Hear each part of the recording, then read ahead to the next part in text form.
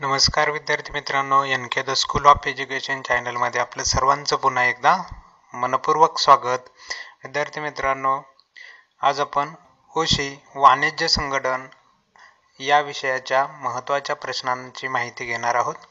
विद्यार्थी मित्रांनो, मी सांगितलेल्या काही सूचनांचे जर तुम्ही तंतोतंत पालन केलं किंवा त्या व्यवस्थित लक्षात घेऊन जर अभ्यास केला तर नक्कीच तुम्हाला परीक्षेमध्ये येणारे प्रश्न ओळखीचे वाटतील किंवा अभ्यास केलेलेच प्रश्न परीक्षेला आलेले पाहायला मिळतील. मी पाठीमागच्या व्हिडिओमध्ये कॉमर्ससाठी SP विषयाचे व्हिडिओ बनवलेला आहे. महत्त्वाची टिप्स सांगितली होती. त्याच आधारावरती वाणिज्य संघटन ह्या विषयाचे देखील आपण टिप्स पाहूया. पैशांचा व्यवसाय ह्या विषयामध्ये 2 प्रकरणं महत्त्वाची होती. ज्या विद्यार्थ्यांना मी सांगितलेल्या टिप्स माहिती असतील की ह्या 2 प्रकरणांवरती 50 मार्काचे प्रश्न विचारले जातात. तुम्हाला 80 मार्काचे क्वेश्चन पेपर सोडवायचे असते. त्यातही 50 मार्काचे प्रश्न फक्त 2 प्रकरणांवरती विचारण्यात आलेले होते. अगदी तसंच वाणिज्य संघटन ह्या विषयाच्या संदर्भात देखील फॉर्म्युला लागू होऊ शकतो.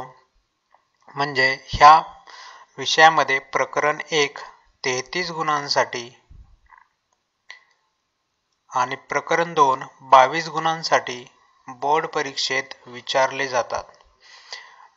जर प्रकरण 1 33 गुण आणि प्रकरण 2 22 गुणांना विचारलं जात असेल तर 33 आणि 22 असे 55 गुणांचे प्रश्न फक्त ह्या 2 प्रकरणांवरती परीक्षेत विचारले जात आहेत. म्हणून जे विद्यार्थी प्रकरण 1 चा चांगला अभ्यास करतील आणि प्रकरण 2 चाही चांगला अभ्यास करतील त्यांना 55 गुणांचे प्रश्न व्यवस्थित आणि चांगले सोडवता येणार आहेत. आता आपण पाहूयात की प्रकरण 1 वरती 33 गुणांचे जे प्रश्न विचारले जात आहेत ते प्रश्न कुठं विचारले जातात, कोणत्या प्रश्नांमध्ये विचारले जातात आणि ते 33 गुणांचेच विचारले आहेत किंवा नाही. मी या ठिकाणी 2015 ची प्रश्नपत्रिका घेऊन त्यामध्ये विचारलेल्या प्रश्नांची जेव्हा माहिती घेतली तेव्हा असं लक्षात आलं की या प्रकरणावरती 1 मार्काची रिकामी जागा, 1 मार्काच्या जोडी आणि शब्दसमूहासाठी 1 मार्क असे 3 प्रश्न विचारण्यात आले होते. म्हणून पहिल्या प्रश्नात 3 गुण ह्या प्रकरणावरती विचारले होते. त्यानंतर फरक स्पष्ट करायचा प्रश्न पाहिला तर या ठिकाणी 2 फरक एकाच प्रकरणावरती विचारण्यात आले होते. यानंतरचा तिसरा प्रश्न टिपा द्या हा देखील 5 गुणांचा प्रश्न आहे आणि त्यावरती 1 टीप ह्या प्रकरणावरती विचारण्यात आलेली आहे. त्यानंतरचा प्रश्न चूक की बरोबर ते सहकारण स्पष्ट करा. या प्रश्नामध्ये देखील 1 प्रश्न पहिल्या प्रकरणावरतीच विचारला गेला होता. तसेच 5व्या प्रश्नात मात्र कुठलाही प्रश्न विचारला नाही. 6व्या प्रश्नात मात्र 10 गुणांचा प्रश्न पहिल्या प्रकरणावरती विचारण्यात आलेला आहे. तुम्हाला 6वा प्रश्न जो सोडवायचा आहे त्यामध्ये एकच प्रश्न सोडवायचा असतो आणि त्या एका प्रश्नामध्ये पहिल्या प्रकरणातला प्रश्न आत्तापर्यंत दरवर्षी विचारला गेलेला आहे आणि त्याच्याबरोबर दुसरा प्रश्न विचारला जातो प्रकरण 7 नियोजनाच्या संदर्भातला. तुम्हाला नियोजनाचं प्रकरण सोपं वाटत असेल तर त्याच्यातले सर्व दीर्घोत्तरी प्रश्न व्यवस्थित करा किंवा बोर्डाला आत्तापर्यंत कोणते प्रश्न येऊन गेलेत त्या प्रश्नांची माहिती घ्या. ते प्रश्न रिपीट होत आहेत का पहा. रिपीट होत नसतील, वेगळा प्रश्न येत असेल दरवर्षी तर आता राहिलेला एखादा कुठला प्रश्न आहे का त्या प्रकरणामध्ये तो पहा आणि त्यावरती अभ्यास करून ठेवा त्या प्रश्नाचा. तो प्रश्न येण्याची शक्यता असते.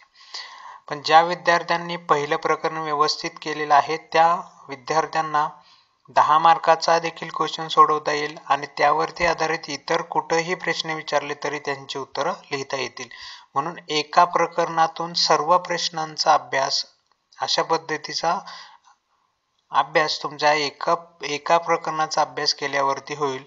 जर विद्यार्थी मित्रांनो तुम्हाला हे शेवटचा प्रश्न सोडवायचा नाही आणि बाकीचे प्रश्न सोडवायचे, तर त्यासाठी त्याच प्रकरणातले सगळे घटक करावे लागणारच आहेत. प्लस तुम्हाला नियोजनाचं देखील प्रकरण अभ्यासावं लागेल, कारण इथे तुम्ही 10 मार्काचा प्रश्न नियोजनाचा करणार आहात, म्हणून एक्स्ट्रा अभ्यास वाढणार आहे. तो अभ्यास वाढवण्याऐवजी हेच प्रकरण व्यवस्थित करा, म्हणजे तुम्हाला 33 गुणांचे प्रश्न सोडवता येणार आहेत.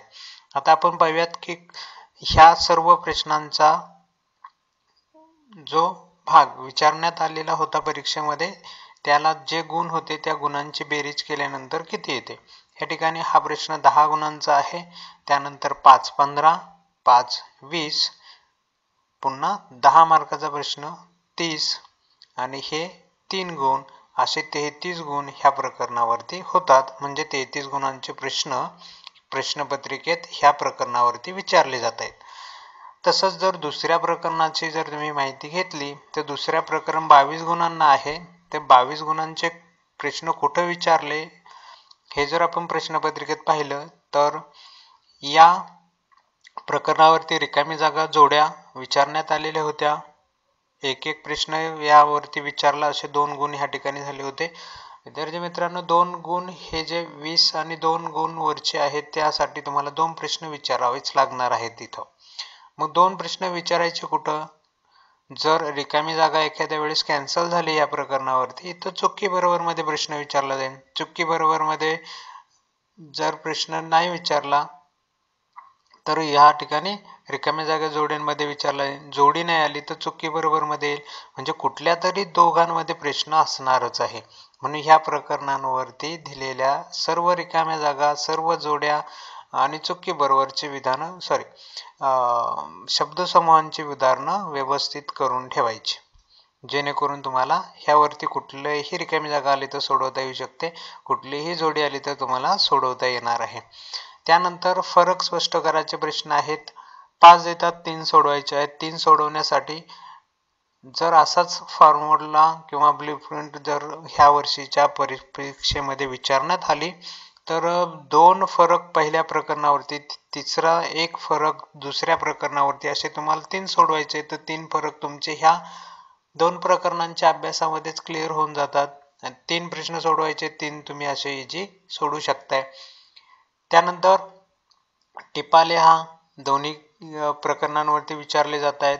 तुम्हाला 3 टिपा सोडवायच्या आहेत, 2 तर ह्याच प्रकरणांवरती आहेत, म्हणून तुमचे 2 प्रश्न सोडून होतील. आणखी एक टिप कुठल्या प्रकरणावरती तुम्ही करू शकताय त्याचा अभ्यास करा, त्याची माहिती घ्या आणि ती टिप देखील त्या प्रकरणातली करून ठेवा. त्यानंतर चुकी बरोबरचे 3 प्रश्न सोडवायचे आहेत. इथं ह्या दोघांवरती एक एक प्रश्न विचारला जातोय, तर असे तुमचे 2 चुकी बरोबरची विधानं ह्या 2 प्रकरणांचा अभ्यास केल्यानंतर शक्य होणार आहे. थोडक्यात उत्तरामध्ये 2 प्रश्न सोडवायचे आहेत. एक प्रश्न तुमचा ह्या प्रकरणावरती असणारच आहे, म्हणून हा देखील तुमचा प्रॉब्लेम ह्या ठिकाणी सॉल्व्ह होऊ शकतो. एक प्रश्न राहिला तो तुम्ही कुठल्या प्रकरणांवरती विचारला जातोय त्याचा अभ्यास करून त्या प्रकरणातला तो क्वेश्चन करून ठेवायचा आणि शेवटचा एकच प्रश्न सोडवायचा आहे, तो पहिल्या प्रकरणावरती विचारला जातोय. अशा पद्धतीने जर तुम्ही व्यवस्थित ह्या प्रकरणांविषयीची गुण विभागणी आणि परीक्षेत विचारले जाणाऱ्या प्रश्नांची माहिती घेतली, तर माझ्या मते तुम्हाला आता ह्या 2 दिवसामध्ये किंवा काय 1 दिवस तुमच्याकडे शिल्लक असेल, ह्या 1 दिवसामध्ये प्रकरण 1 आणि प्रकरण 2 परिपूर्ण अभ्यासायचे आहेत. आता प्रकरण 1चा जर अभ्यास केला, तुम्ही माहिती घेतली, तर प्रकरण 1 हे संस्थांच्या संदर्भातली माहिती देणारं प्रकरण आहे.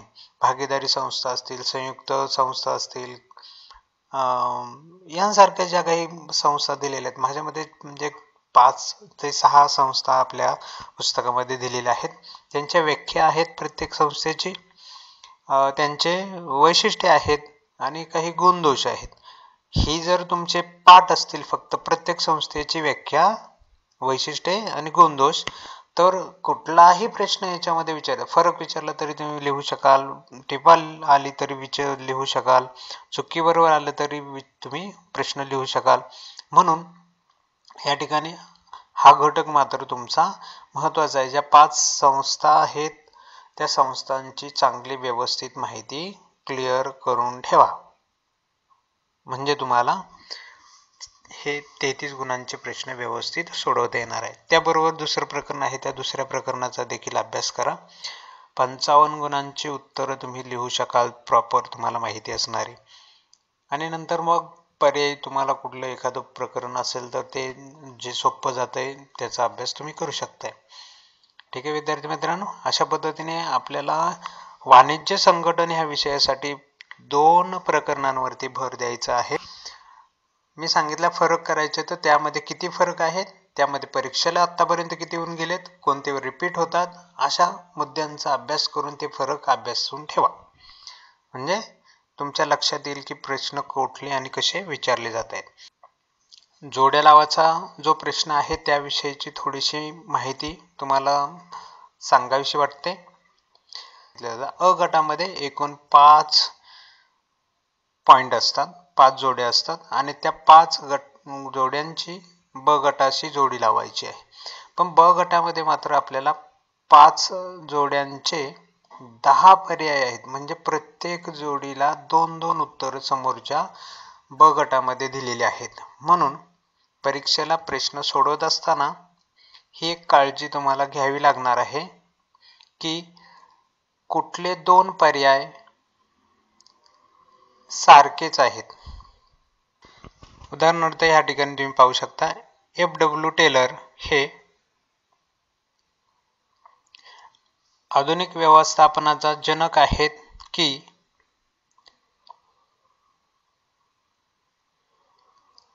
शास्त्रीय व्यवस्थापनाचे जनक आहेत. ह्या दोघांपैकी कुठलं तरी एकच उत्तर असणार आहे. मला असं वाटत असेल की आधुनिक व्यवस्थापनाचा जनक हे बरोबर उत्तर आहे. तर तुम्ही हा जो पर्याय आहे तो चुकीचा असल्यामुळे तो कोणत्याही जोडीबरोबर अ गटातल्या पुन्हा वापरायचा नाही. जेणेकरून टेलर यांचं उत्तर एकतर आधुनिक व्यवस्थापनाचे जनक किंवा शास्त्रीय व्यवस्थापनाचे जनक दोघांपैकी एक असणार आहे. तुमचं उत्तर हे बरोबर असेल, तुम्ही याच्यासमोर लिहिलं तर तुमचे उत्तर बरोबर असल्याने 1 गुण मिळणारच आहे. परंतु तुम्ही जर शास्त्रीय व्यवस्थापन ही जोडी लावली आणि उत्तर चुकीचं असेल तर तुमची जोडी चुकणार आहे, हे तर ठरलेलेच आहे.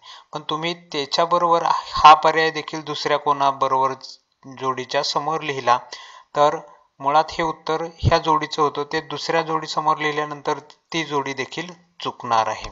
म्हणून जोड्यांमध्ये एक काळजी घ्यायची की ज्या जोडीच्या शेवटी सारखेच शब्द आहेत अशा पर्यायांपैकी कुठला तरी एकच पर्याय समोरच्या जोडीला वापरायचा. अगदी असंच तुम्हाला दुसरे 2 पर्याय ह्या ठिकाणी दिसतील. राष्ट्रीय आयोगाचे अध्यक्ष आणि जिल्हा मंचाचे अध्यक्ष, या दोघांपैकी अध्यक्ष पैकी कुठला तरी एक पर्याय समोरच्या जोडीतला बरोबर असणार आहे. तुम्हाला जो बरोबर वाटतोय तो लिहा. आणखी एक पर्याय सारखेच शब्द असणारे ह्या ठिकाणी दिसतोय, त्यापैकी एक कुठलं तरी बरोबर उत्तर असणार आहे. तर ते कुठलं तुम्ही लिहिताय ते सोडून बाकीचा पर्याय दुसरीकडे कुठं वापरायचे नाहीत.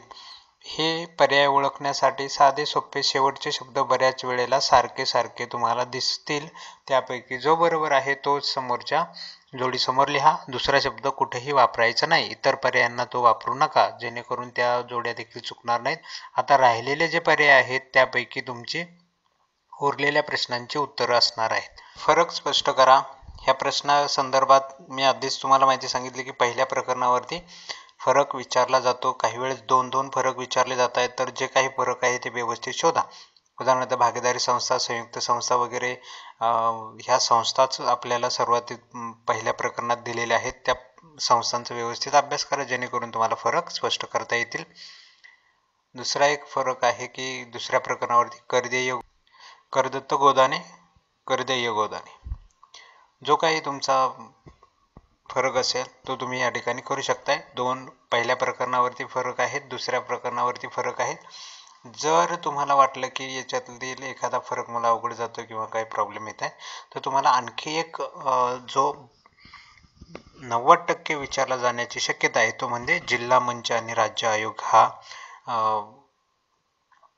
5व्या प्रकरणावरती असणारा प्रश्न आहे. जिल्हा मंच आणि राज्य आयोग यावरती फक्त नावं चेंज करून अल्टर होऊन फरक विचारला जाऊ शकतात. 3 महत्त्वाचे फरक आहेत. 3 पैकी कुठला तरी एक विचारला जाण्याची शक्यता असते. जिल्हा मंच आणि राज्य आयोग हा एक फरक आहे. जिल्हा मंच आणि राष्ट्रीय आयोग असाही एक फरक तयार होतो आणि राज्य आयोग आणि राष्ट्रीय आयोग या 3 फरकांपैकी एक फरक 100% परीक्षेला विचारलेला. यानंतर प्रश्न 4 चुकी बरोबर कारण स्पष्ट करा. 5 पैकी 3 प्रश्न सोडवायचे आहेत. याच्याविषयी मी पाठीमागच्या व्हिडिओमध्ये तुमच्याशी चर्चा केलेली होती, तरी पुन्हा एकदा तुम्हाला आठवण करून देतोय. चुकी बरोबरचा प्रश्न लिहित असताना ते विधान चूक आहे की बरोबर आहे ते लिहून त्याचं सहकारण द्यायचं आहे. त्यासाठी आपल्याला 5 गुण असणार आहेत. तर ह्या ठिकाणी तुम्ही 1 गुणासाठी चुकी बरोबर आणि उरलेले 4 मार्क तुमचे जे आहेत ते सहकरणासाठी आहेत. अशा पद्धतीने तुम्हाला प्रश्न स्पष्ट करायचा आहे. इथं 3 प्रश्न सोडवायचे आहेत. तुम्हाला जे माहिती आहे ज्याची उत्तर येतात ते 3 प्रश्न सोडवा आणि ते सोडून झाल्यानंतर आणखी एक काम करायचं आहे की पुढच्या प्रश्नांचे फक्त क्रमांक टाकून चूक किंवा क्रमांक टाकून बरोबर जे काही तुमचे उदाहरणाची उत्तरं असतील ती ह्या ठिकाणी लिहून फक्त ठेवायची आहे. जेणेकरून तुमचा समजा 3 नंबरचा प्रश्न चुकला तर अशा वेळेस हे 4 किंवा 5 नंबर जे देऊन तुम्ही चूक आणि बरोबर म्हटलेला आहात ते जर बरोबर आलं असेल तर तुम्हाला ह्या ठिकाणी 1 मार्क नक्की मिळणार आहे. इथं तुमचे 5 मार्क जाणार आहेत पण 5 पैकी 1 मार्क तुम्हाला ह्या ठिकाणी मिळू शकतो जर वरची उत्तरं चुकली तर. मित्रांनो, अशा पद्धतीने जर तुम्ही 1 दिवसामध्ये ह्या 2 प्रकरणांचा व्यवस्थित अभ्यास केला आणि मी दिलेले काही ट्रिक्स फॉलो केल्या तर नक्कीच तुम्हाला हा पेपर देखील व्यवस्थित जाणार आहे. विद्यार्थी मित्रांनो, यानंतर आपण पुढचा येणारा अकाउंट याविषयीचे देखील व्हिडिओ बनवणार आहोत. अकाउंटची देखील माहिती थोडक्यात ह्या ठिकाणी तुम्हाला दिली जाईल. सुरुवातीला हा पेपर तुम्ही व्यवस्थित द्या, नंतर आपण अकाउंटच्या पेपरविषयीची देखील चर्चा करूयात. अनेक विद्यार्थ्यांनी सूचना केलेल्या आहेत की सर हिस्ट्री विषयाच्या संदर्भातील प्रश्न तुम्ही सांगावेत, परंतु हिस्ट्री विषयाचे माझ्याकडे कुठलाही डाटा उपलब्ध नाही. त्यामुळे माझ्या मनात जरी असलं बनवायचं तरी मी ह्या ठिकाणी बनवू शकणार नाहीत. आम्ही ज्या ठिकाणी आहोत किंवा ज्या ठिकाणी काम करत आहोत त्या ठिकाणी हिस्ट्री हा विषय नसल्याने पुस्तके, क्वेश्चन पेपर्स ह्या गोष्टी उपलब्ध होत नाही आहेत. त्यामुळे व्हिडिओ बनवू शकत नाही. म्हणून विद्यार्थी मित्रांनो, ज्यांना वाटतं की हिस्ट्री विषयाचे क्वेश्चन हवेत त्या विद्यार्थ्यांना माझी एक नम्र विनंती की त्यांनी आपल्या हिस्ट्रीच्या आत्तापर्यंत बोर्डाला आलेल्या ज्या काही प्रश्नपत्रिका आहेत किंवा बोर्डाच्या ज्या काही प्रश्नपत्रिका आहेत त्या सर्व प्रश्नपत्रिका समोर ठेवाव्यात आणि त्याच्यावरून 6व्या प्रश्नात कोणत्या प्रकरणावरती प्रश्न, 5व्या प्रश्नात कोणत्या प्रकरणावरती प्रश्न, 3ऱ्या प्रकरणात कोणत्या प्रकरणांविषयीचे प्रश्न, अशा पद्धतीचा विचार करून कोणते प्रकरणावरती तिथं प्रश्न विचारले जातात याचा अभ्यास करावा आणि त्याची माहिती घेऊन जे काही प्रश्न आतापर्यंत येऊन गेले ते रिपीट होत आहेत का याचा देखील विचार करा. जर रिपीट होत असतील तर त्या प्रश्न तुम्हाला करून ठेवावे लागतील. दर वेळी वेगळे प्रश्न येत असतील तर मग वेगळे आता राहिलेले कोणते आहेत त्याचा विचार करून प्रश्न तुम्ही अभ्यास करू शकता. अशा पद्धतीने जर अभ्यास केला तर तो पेपर देखील तुमचा व्यवस्थित होऊ शकतो. वाणिज्य संघटन ह्या विषयाच्या पेपरसाठी सर्वांना शुभेच्छा. भेटूयात पुढच्या आपल्या नवीन अकाउंटच्या महत्त्वाच्या प्रश्नांबरोबर. तोपर्यंत नमस्कार.